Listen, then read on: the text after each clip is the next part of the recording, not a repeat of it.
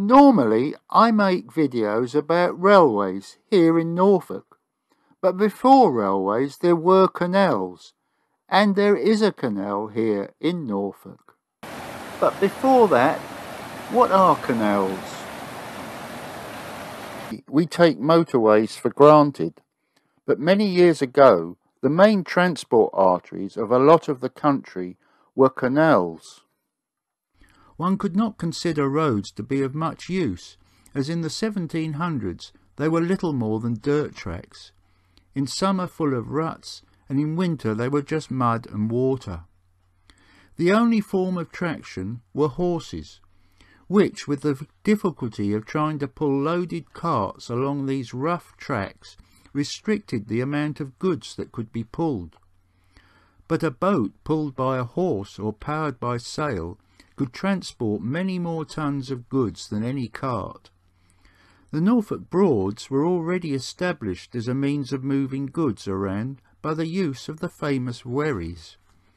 In other parts of the country, rivers were also used, but these were not always situated conveniently for industries. Also, a lot were tidal, with varying water levels, so canals were the answer.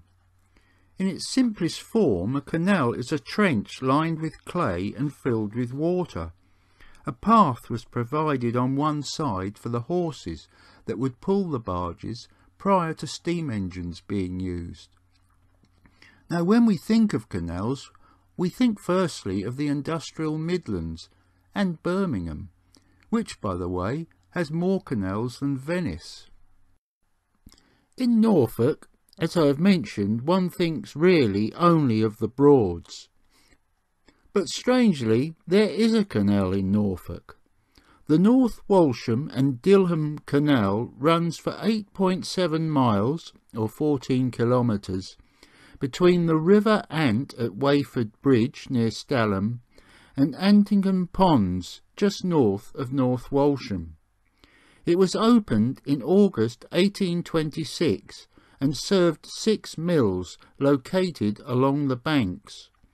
The main purpose of this canal was to carry offal to the 2 bone mills at Antingham, although other cargoes such as flour, manure and grain were also carried. The canal required 6 locks to raise it up by a total of 58 feet or 18 metres along its length. Locks are basically chambers with gates at either end. A boat enters at one end, the gates are shut and water is either let out or let in depending on whether the boat is going up or down. A simple but ingenious system that is still in use today. Unfortunately, the canal was not a financial success, and in 1886 it was sold to the owner of Bacton Wood Mill, seen here. It was sold again in 1907 and again in 1921 and in 1922, each time for less and less money. It was then dredged from Bradfield Bridge up to Bacton Wood.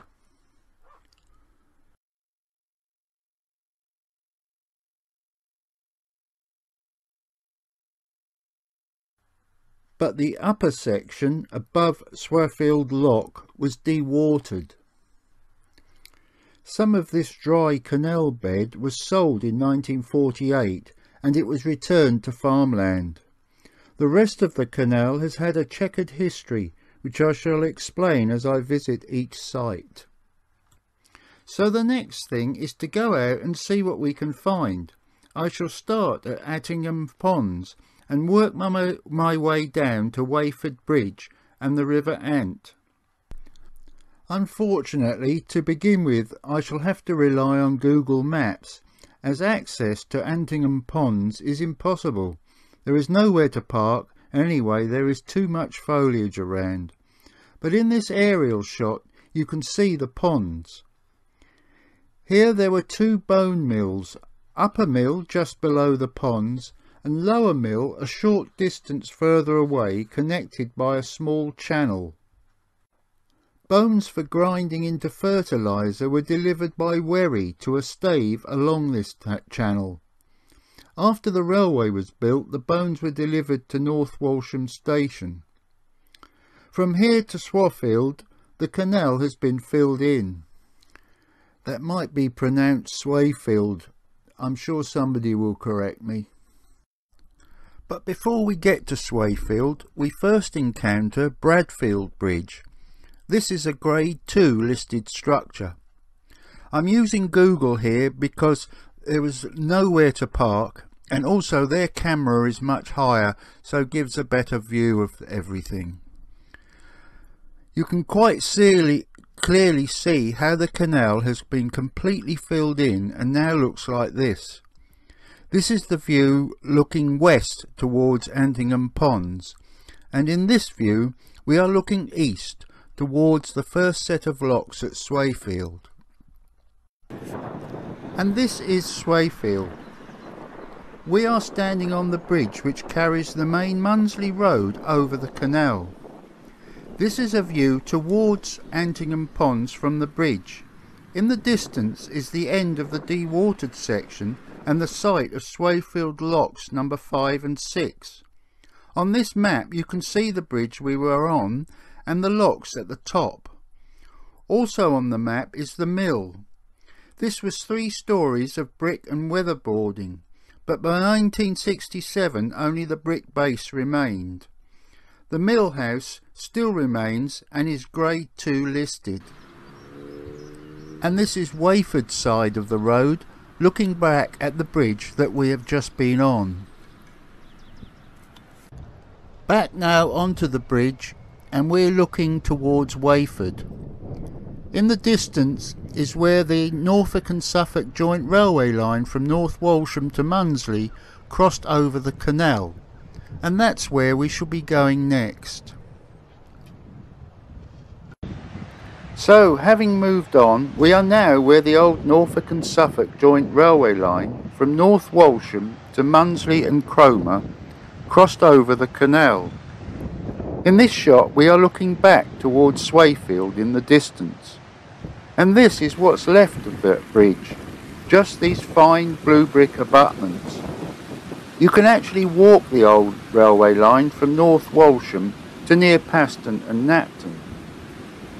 This won't be the only time also that the canal meets a railway line. And in this view we are looking towards our next point of interest at Royston Bridge. The next point of interest is the site of Royston Bridge. This bridge carries the Bacton Road over the canal. The bridge was actually lowered in 1969 as part of a road strengthening scheme. In this shot we are looking back towards Swayfield. The section of the canal here was dry from around the 1960s.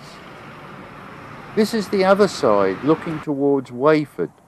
To the right is Purdey's Marsh, a county and wildlife site owned and managed by the old Canal Company, who also started restoration of this stretch of the canal in 2013.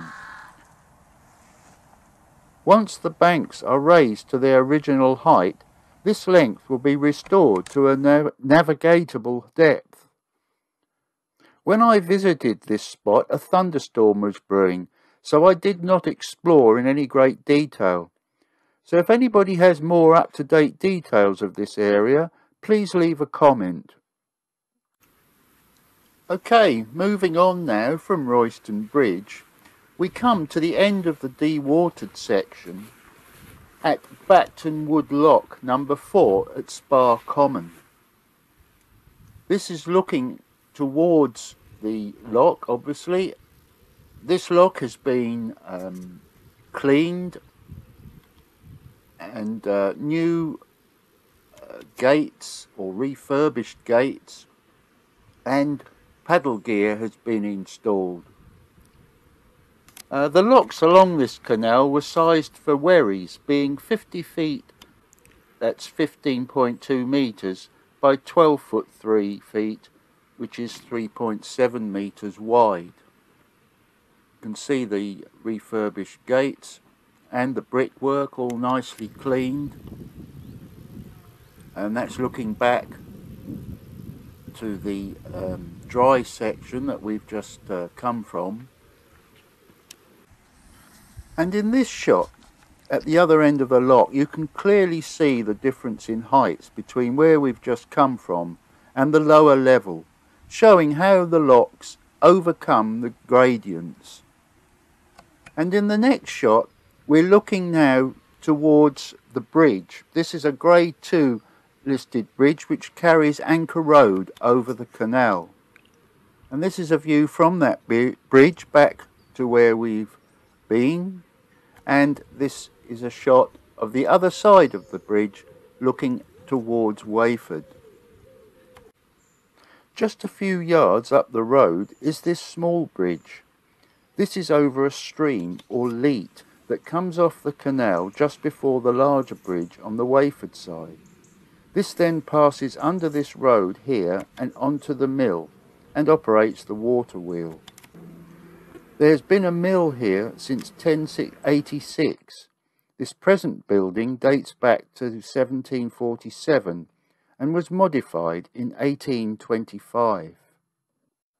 Now at some of these places that I visit, you will find these boards which give you small amounts of information about the local area. Well, I think that's enough for part 1. We'll continue in part 2 on to Wayford. So thanks for watching.